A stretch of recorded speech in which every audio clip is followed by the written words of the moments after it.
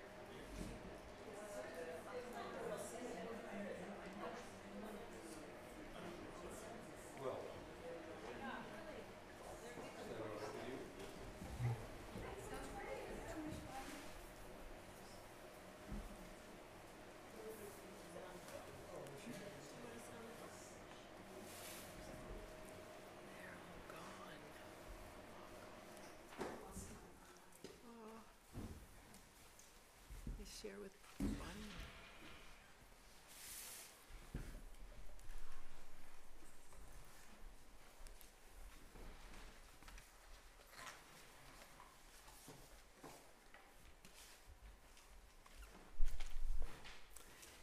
The Indian master Atisha said, if you do not contemplate death in the morning is wasted. If you do not contemplate death in the afternoon is wasted. If you do not contemplate death in the evening is wasted. So here we are. We're not going to waste our evening.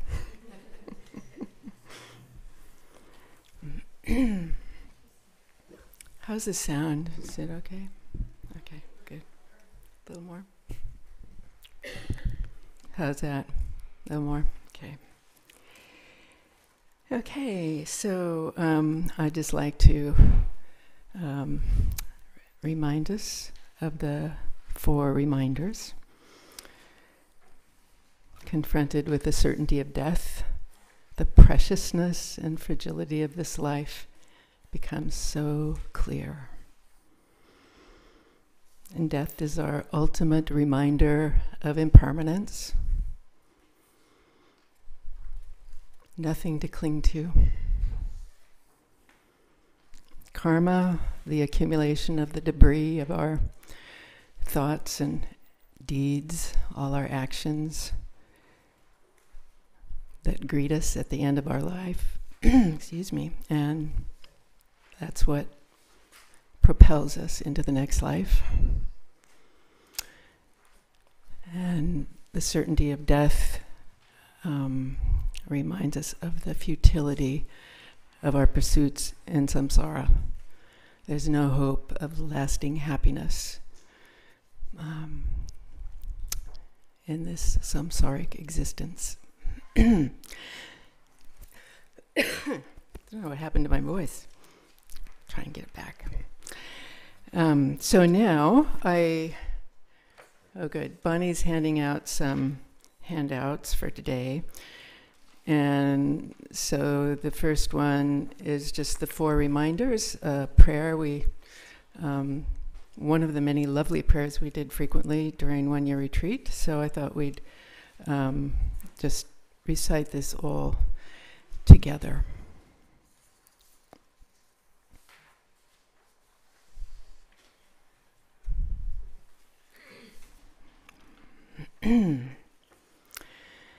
The 4 reminders.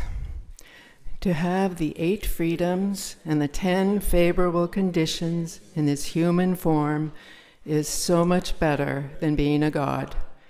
It is just like a pauper finding a jewel.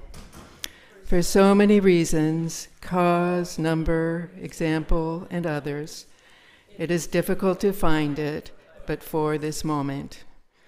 It is impermanent too, like a bubble of froth, certain to perish soon. At that time, nothing but Dharma is even a hair tip's help. Hence, I practice the profound path, the pith of the supreme Dharma. The universe, this external world, will be destroyed by fire and water. The 4 seasons, mere moments, come and go. Everything is impermanent, bound in the four ends. There has never been a person born who doesn't die. Life and breath are like lightning and dew. It is not even certain which will come first, tomorrow or the next world. If I only think about Dharma, but don't practice it, the demons of distraction and laziness carry me away. Since I must go empty-handed and naked, I should practice the supreme Dharma without delay. At death, everyone, even a universal monarch, leaves power and influence behind. I wander alone in limbo. The effects of my actions follow me, like my shadow follows my body. I will experience the effects of every one of my actions. I will not experience the effects of actions I haven't done. My actions keep evolving into experienced results. The virtue and evil that I do inevitably ripen as happiness and suffering for me. I am only here in this world for a moment, but samsara is long without end. To avoid bringing about my own downfall, I must accept the principle of action and result. In particular, I must abide by my commitments and let no failings stain my experience. From the pinnacle of existence down to the depths of torment, from top to bottom, the regions of samsara are like a fiery trench or a thicket of razors. No chance for happiness ever appears. Until now, I have wandered in samsara. Ignorance, confusion, and samsara haven't come to an end. Now that I understand this intolerable unhappiness, a fierce determination rises in me. I enter the path to freedom and true happiness and follow the freedom of the lineage teachers to awaken fully in this one life. So for those of us who have done or involved in the Mahamudra program, we know that part of that program is to contemplate at least one of the 4 reminders every day or every other day, alternating with the practice of Tonglen, which is another wonderful and powerful practice for life and particularly for the moment of death. So I just wanted to, you all have copies of this in your packet, but for those folks who are streaming, I like to just read a excerpt out of Sogyal's book about Tonglen. So Tonglen, or taking and sending, which is the practice of taking in the suffering of others and giving out the goodness within ourselves, is a strong preparation for death. It is especially powerful for a dying person to practice and for others to do when someone has died. The rugged quality of this practice can match the toughness of death. The more I'm around death, the more I find myself taking refuge in Tonglen. The reason we suffer during life or death is because we're selfish. When we think small, every little irritation gets big. Conversely, when we think big, difficulties get small. Tonglen is about thinking and feeling big. To think big, we should first reflect upon our good fortune. We have the precious Dharma to guide us through the Bardos, and we have the potential to transform death into enlightenment. We're incredibly fortunate to die held by the teachings of the Buddha, the awakened one who transcended death. So now think about the millions who are dying without being held. Imagine all those who are dying alone without physical or spiritual refuge or under violent conditions. We can reduce our anguish by putting our death in perspective. Tonglen instills that perspective and brings greater meaning to our death. If you take a teaspoon of salt and put it into a shot glass of water, the water is powerfully affected. It gets super salty. If you take the same amount of salt and put it into Lake Michigan, it has virtually no effect. Tonglen transforms our mind from a shot glass into Lake Michigan. On every level, suffering is the result of the mind's inability to accommodate its experience. So Lama Zopa Rinpoche says, try to die with this motivation. If you die with this bodhicitta thought, your death becomes a cause of your enlightenment and a cause for the enlightenment of all sentient beings. Live your life with this precious thought. As you get closer to death, you should think, I'm experiencing death on behalf of all sentient beings. Try to die with this thought. In this way, you are dying for others. Dying with the thought of others is the best way to die. The Indian sage Shantideva said, if you want to be miserable, think only of yourself. If you want to be happy, even in death, think only of others. Tonglen is therefore a way to practice the good heart of bodhicitta. When asked what practice he would do during death, Trungpa Rinpoche once replied, Tonglen. So, 2 strong daily practices to prepare us for life and death. And I wanted to mention another interesting practice, actually, thanks to Peter. I almost missed this email. I've gotten in the habit of just deleting so many emails in the morning. But this was from Lion's Roar, and it talked about, and it was announcing an interview with Frank Ostaseski, who is a pioneer in death and dying.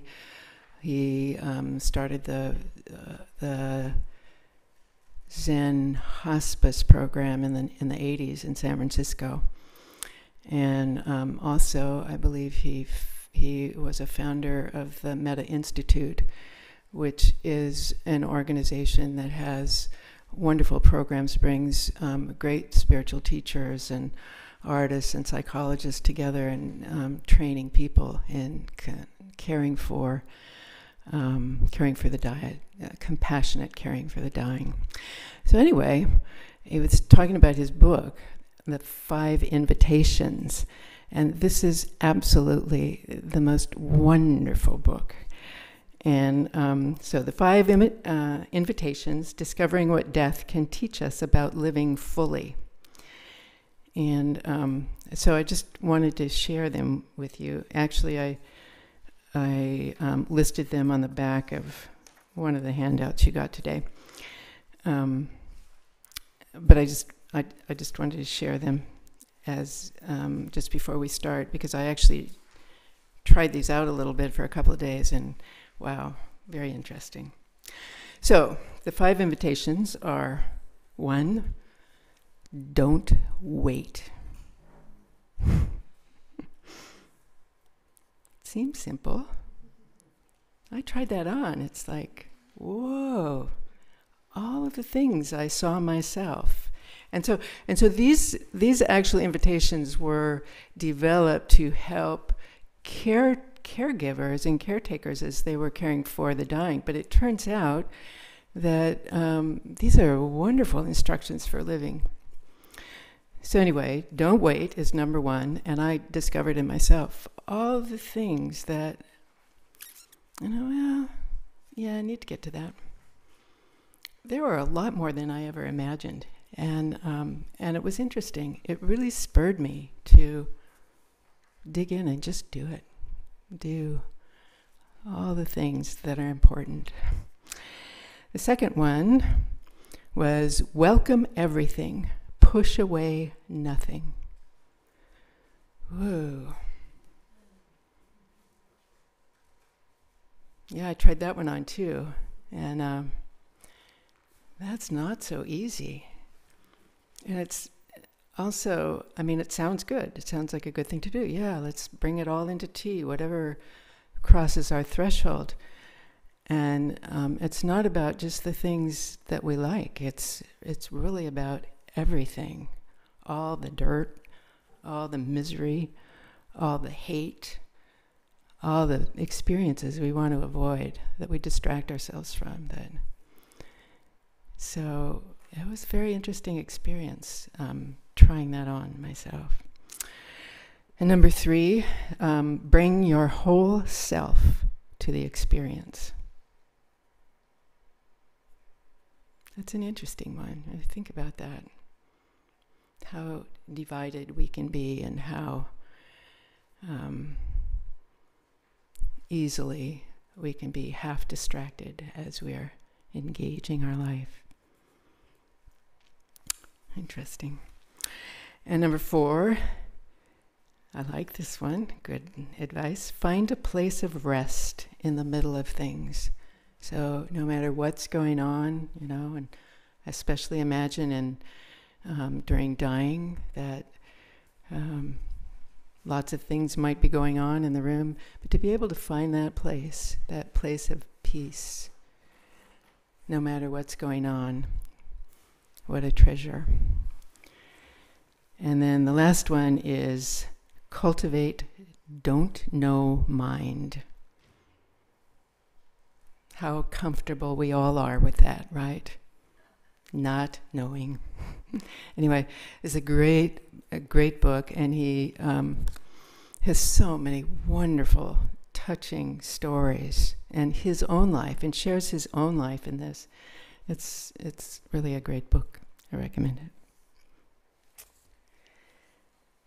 Okay, so let's see now. So we've all come together now for a few sessions out of some common interest of wanting to open conversation, talk more about death and dying, get more familiar with it, be more prepared, and develop some support and resources for ourselves and for others and our families and friends and Sangha. And so we've done some contemplations, meditations, and other exercises to do this, and looked at some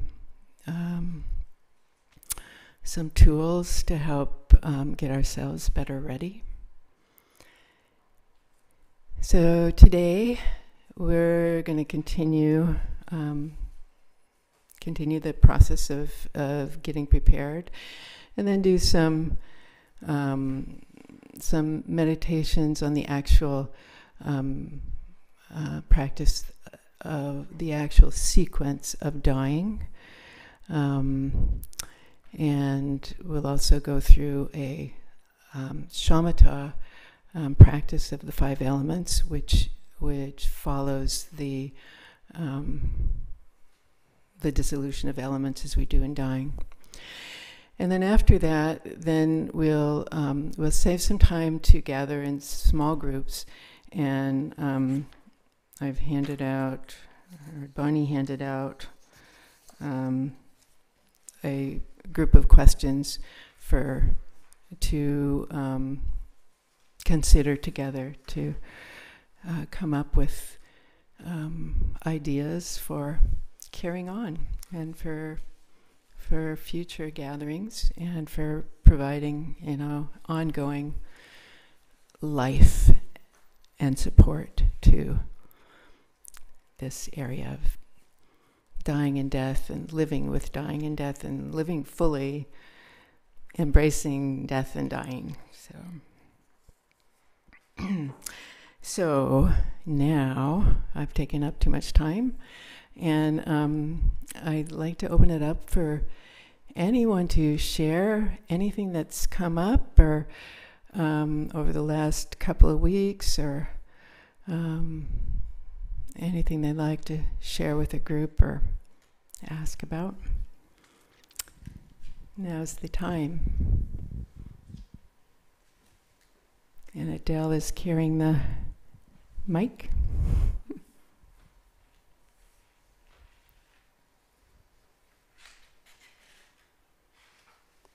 Has everybody been doing all the contemplations?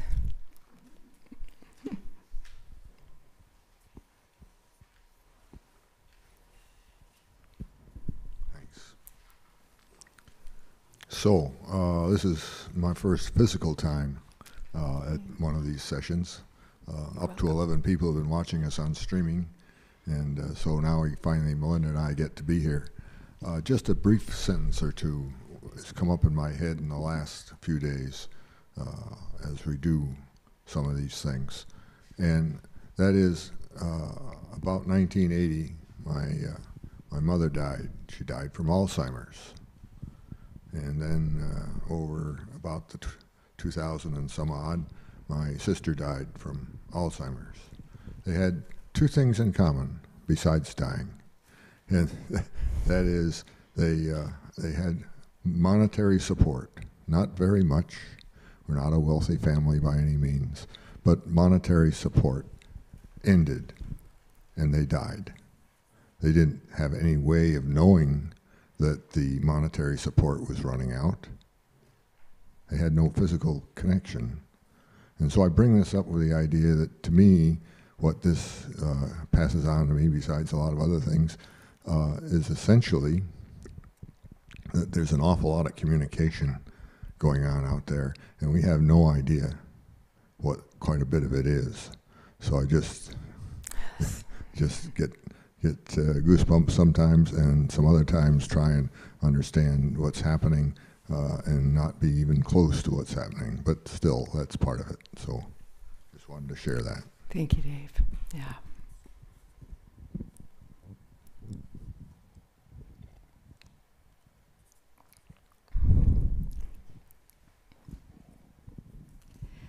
Well, I find all these death contemplations very helpful, and I'm grateful for them, and I'm almost guilty that I can benefit so much from my sisters facing it. It's like it took it right up to my nose, and it's sort of odd, to feel like I'm getting something out of that. Wouldn't you want that?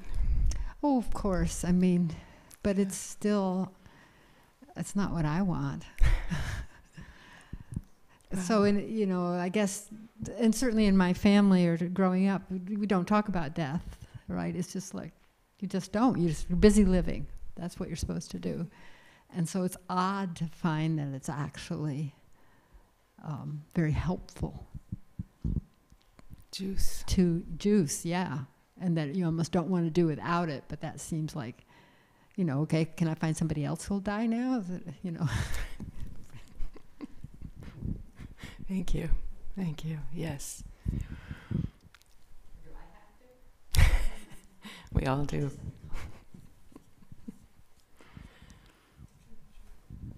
We all get to.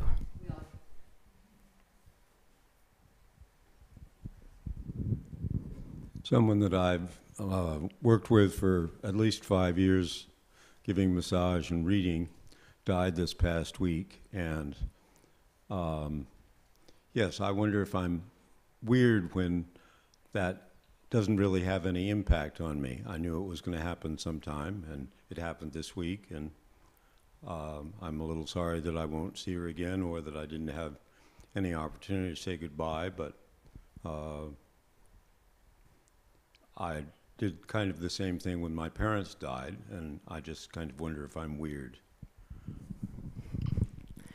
I don't think you're weird, Peter.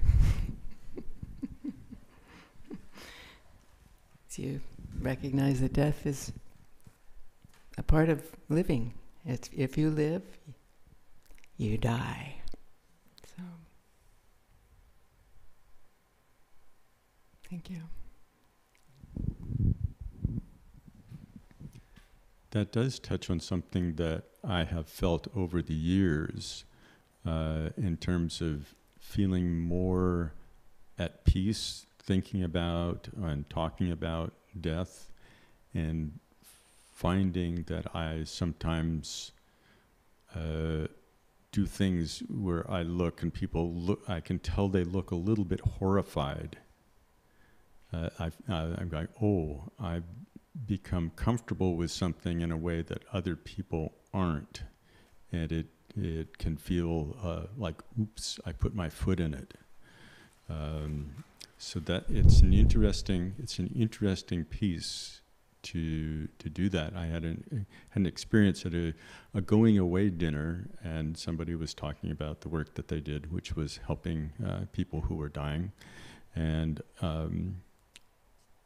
I made what I thought was kind of a mild comment, and then it turned out that a fellow across the table was actually could be.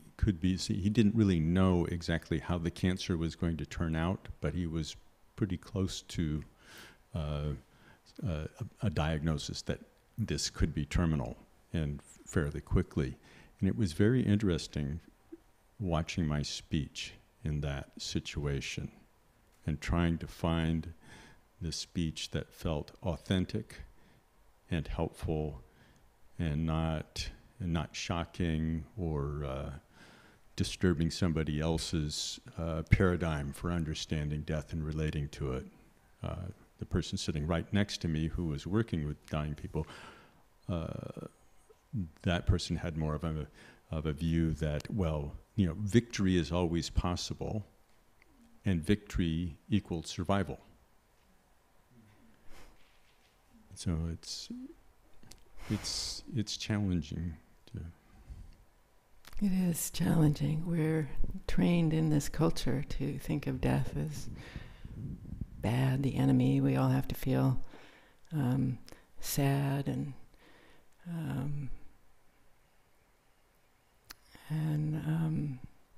not really appreciate the specialness, the sacredness of death and dying, which is, from what I can see, can be a wonderful spiritual journey.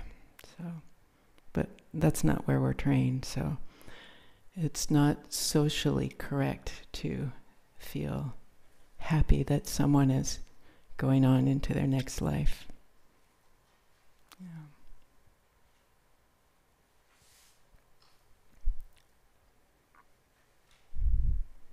Sylvia?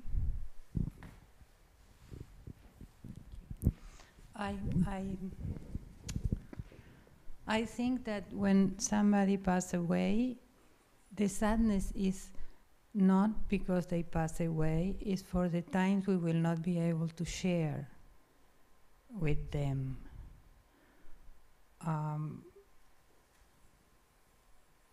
At least that's my feeling with my loved ones that passed away. I was 19 years old, I think, when I was depressed about life. It was difficult, nothing worked. And one day I thought about, I am in control. If I want to stop living, I can choose it. And that's the day I really started enjoying life. And I had been, I think, prepared for this. At least I talk about it with my sons, and all the documents that you talk about had been done years ago. When I moved to Portland, somebody complained about too many people is moving to Portland, and I said, don't worry, mine is very short term.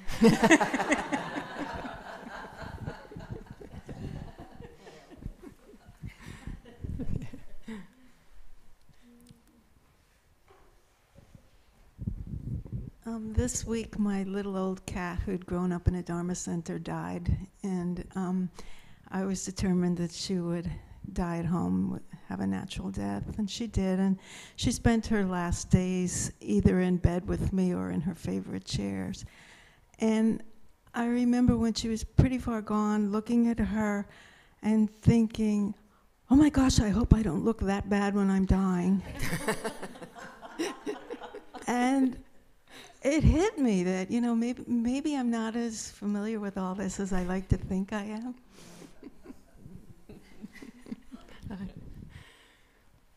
I know I'm not.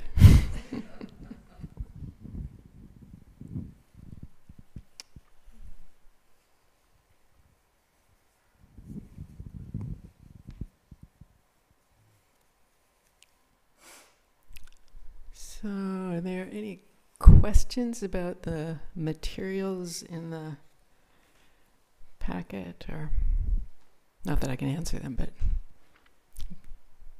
give it a try.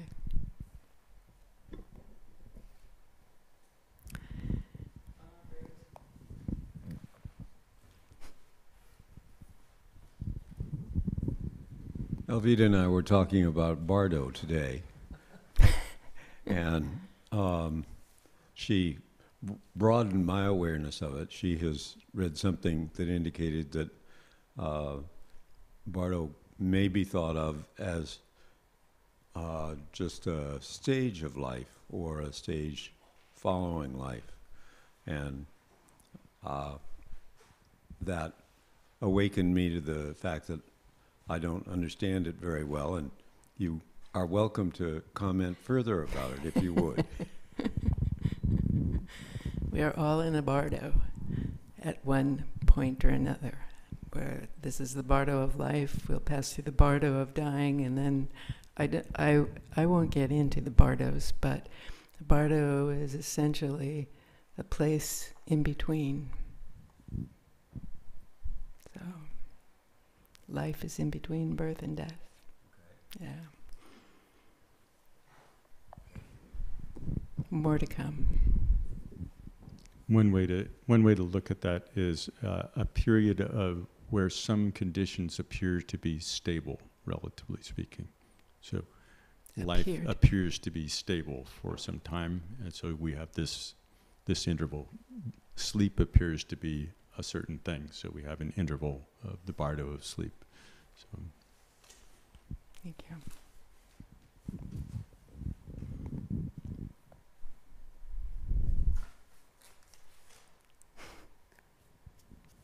Anything else?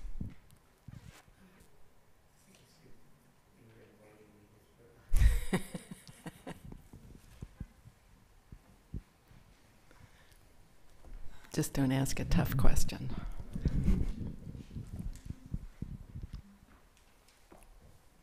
I don't think I will. Good. A couple of years ago when my mother was dying, and Eric Fromme, who most of you know, was still around, and Eric and I took a few walks together talking about this, and Eric actually gave me a CD of a recorded talk that he had attended as a palliative physician that was given by Frank Seski. And I do still have that, although I no longer have a computer that can make copies of that. But I remember what was so significant and what just kept coming up as other people were making comments is with these 5 invitations. And this seems to be coming up for me so much all the time now, is this cultivating don't know mind. And even as we talk about other people dying and our attitudes toward that and stuff, it's kind of like there are lots of times when you don't know what to say. And that's okay.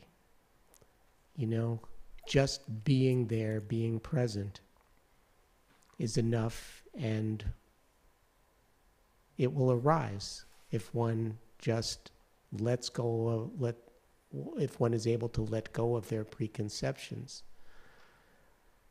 And I think that really strikes me too with respect to approaching death, that whether it's someone else's death or our own death, it's just the importance of that don't know mind, and even carrying that into our daily experience of our don't know mind. It's I heard something recently of I guess it was Suzuki Roshi summarizing, saying, we can summarize all of Zen in one phrase, not always so. And when people die, it's okay to be sad. That's okay too. You know? I mean, you hear stories of, Rinpoches. When their beloved teacher dies, they get very sad. Just be open to it, just accept that. And then, I think I said something like this before, that, where not to downplay the significance of the teachings about the Bardos and what's going to happen, maybe to help prepare us, but maybe nothing can prepare us more than don't know.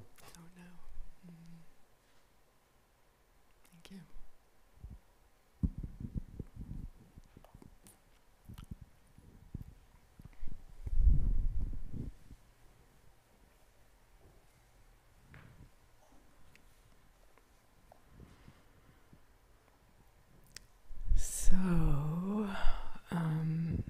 So no more questions about.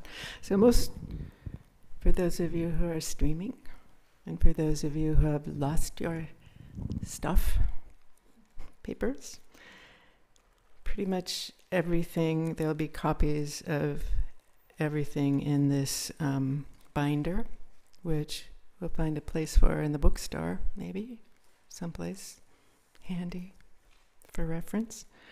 And then, of course, can always be added to where people have ideas and things that they might think others would find useful. Actually, it should go into the library, which we're putting together. Oh, okay. Where is the library going to be? When the downstairs is finished, you'll find this in the library.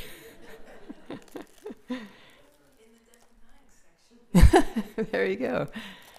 All right. Will the library have a copy machine in it? Or someone donates one? Okay. So there are a number of things in here that I didn't copy out or give, just so that you know. There's a copy of the Conversation Project and some different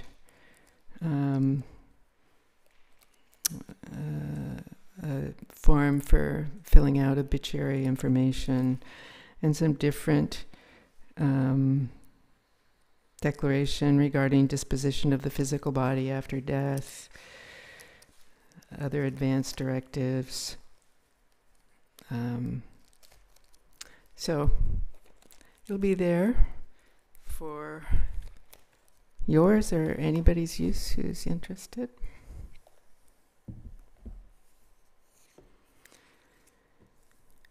So, let's see. I think now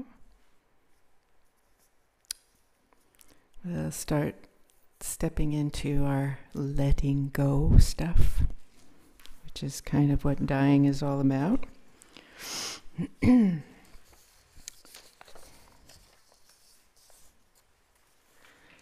So, in your packet, if you have it, is this brief summary of the stages of the Bardo of dying. 5 elements. So this is just a skeletal, just a reference, an easy way to look at the stages of dying. And this came out of Lama Michael's class. So I just provided it for your information as a summary.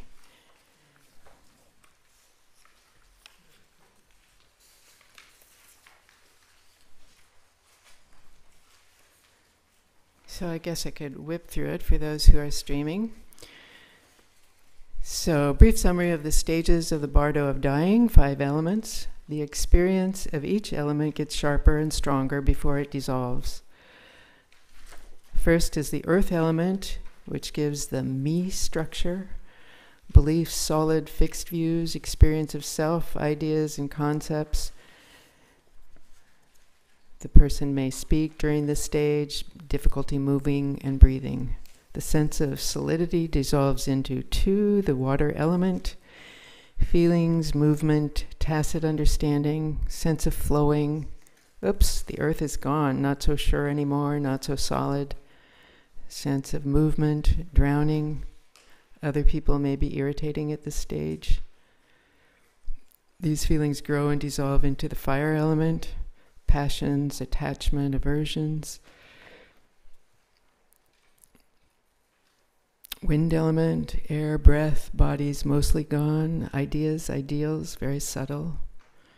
This consciousness fades and dissolves into the space element, pores, cavities of the body, empty space, which leads to the blackout or unconsciousness. And after the blackout appears, there's, we are told, there's white brilliance, which is the dissolution of the explicit self, the source of all anger, what distinguishes self from other, leading to a blissful state. This is the male aspect, which dissolves into the red brilliance, the dissolution of the implicit self, the foundation of conditional existence, which is the female aspect. And then at this dissolution is the end of life. Then comes black brilliance and dissolution of all remaining supports for this life's experiences. A dissolution of the foundation of ignorance, which leads to total bliss. Then Buddha nature appears and ignorance is gone.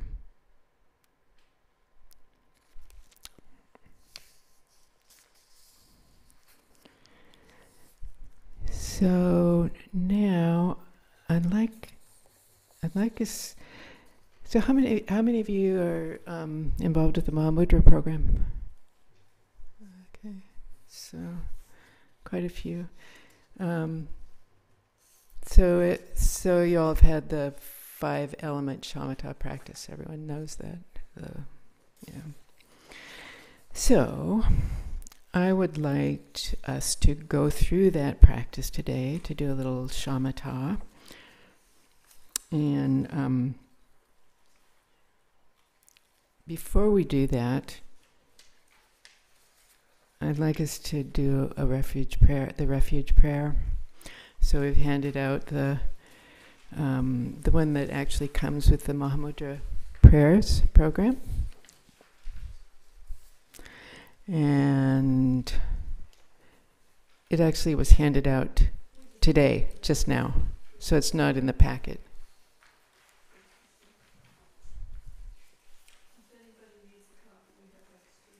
Did you not get a copy, Salija? Oh, you haven't. Oh. Okay. Okay, so we'll recite it first in English and then in Tibetan twice.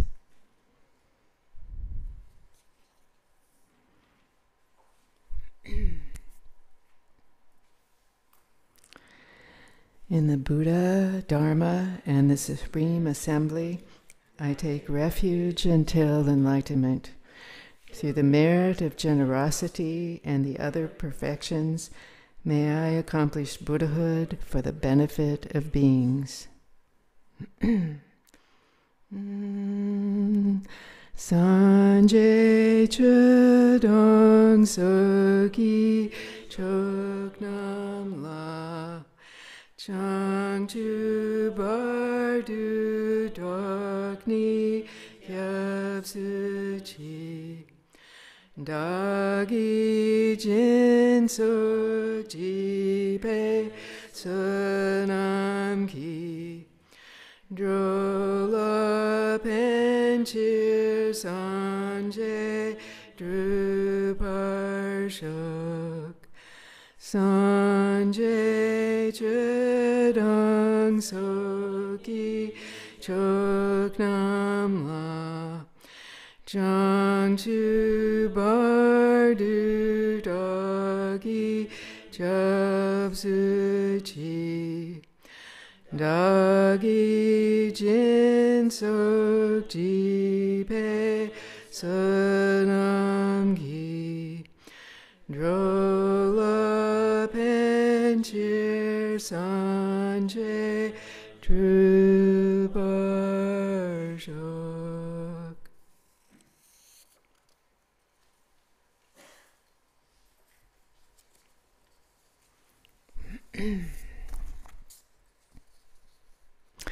So you all also have this in your handout, the 5-element practice, but I will guide us through it, so you won't need to be reading it.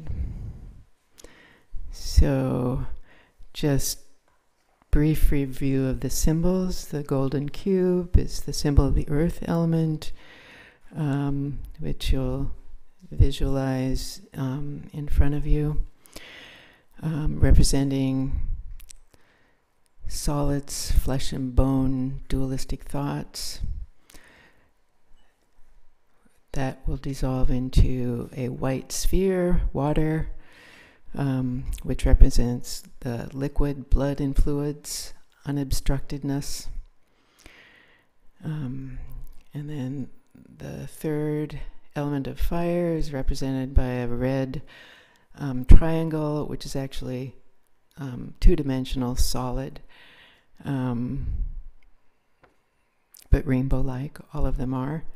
This represents heat, body temperature, luminosity. And the fourth wind element is represented by a green half moon, which again is two-dimensional. It's like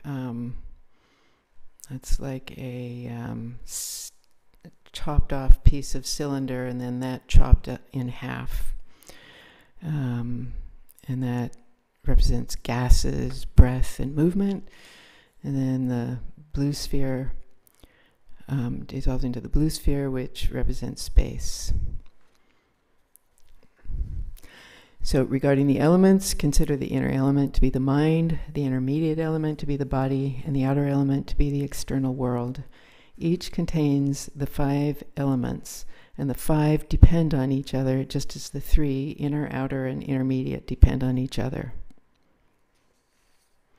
So as for the mind's elements, space is the empty quality of the mind, no color, no form. Mind, or fire, is the mind's luminosity. Earth is the ability of the mind to possess dualistic thoughts, good or bad, pleasant, unpleasant. Water is the unimpeded quality of the mind, while wind is the actual movement of the mind. And for the body's elements, intermediate, flesh and bone are the earth, blood and other fluids are the water element, body heat is the fire element, breath is the wind, the pores and other cavities of the body are the space element. And for the external world, solids are the earth, liquids are the water, heat, fire, gases, and vapors are the wind element, and space itself is the space element. So this can be a very simple shamatha practice, or it can be very deep. It's a very nice, handy practice to have available. So don't spend a lot of time while we do this, time and effort trying to perfect the visualizations. Just feel confident that they're there. And if you've done it before, they get smaller with each one. You start with a cube that's about 4 inches. Then it goes to a sphere that's about 3 inches in diameter, and then it's 2 inches, so they just get gradually smaller. So now we'll have you find a comfortable position. And with your body well supported and relaxed, and take a few breaths and let your mind settle.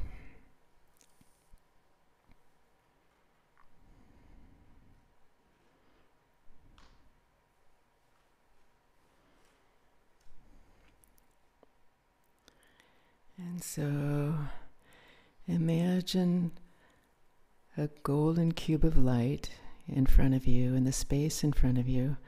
It's about 4 inches diameter. It's rainbow-like in that it is unsubstantial, but clear in appearance. It is the earth element, which represents the solid aspects of our experience. Our flesh and bones, our fixed ideas and beliefs, what we see as solid in our environment. Contemplate this briefly and then rest in meditation. Just focusing on this cube of golden light, a couple of feet in front of your eyes.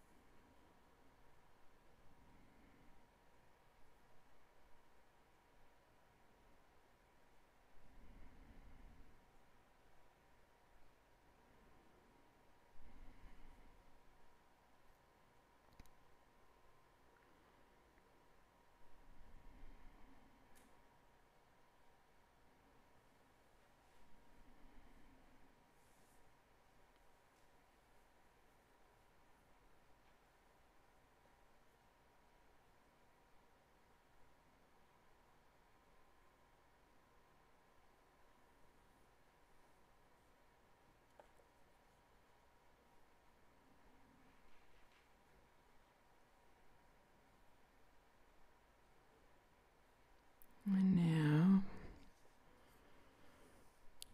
allow this element of earth, the golden cube, to dissolve into the water element, a glowing white sphere,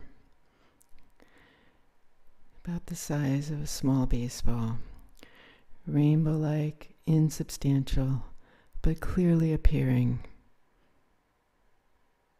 It is water, representing liquids, body and internal fluids, the unobstructed aspect of the mind.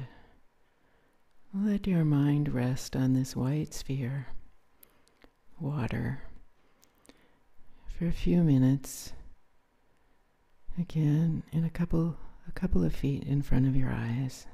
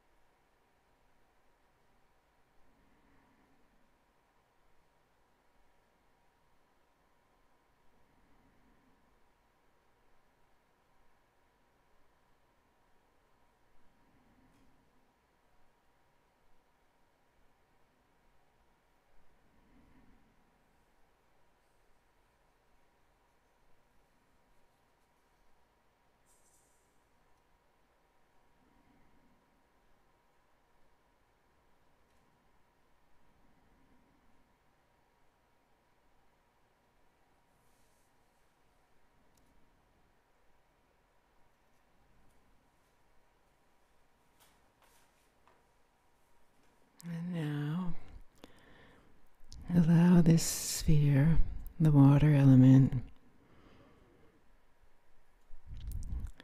to dissolve into the fire element, a bright, solid red triangle, about 2 inches in height, insubstantial, rainbow-like, but clearly appearing.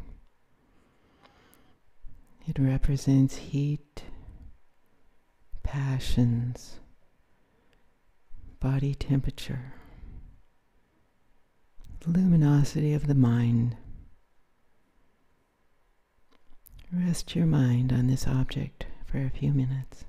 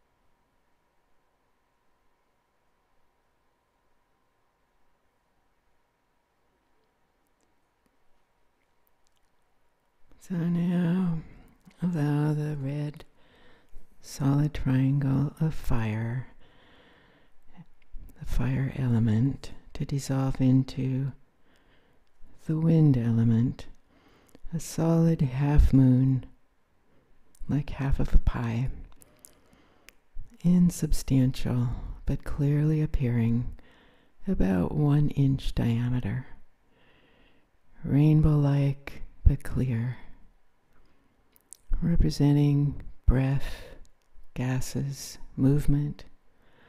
Let it blow. Rest your mind on the wind element and movement for a couple of minutes.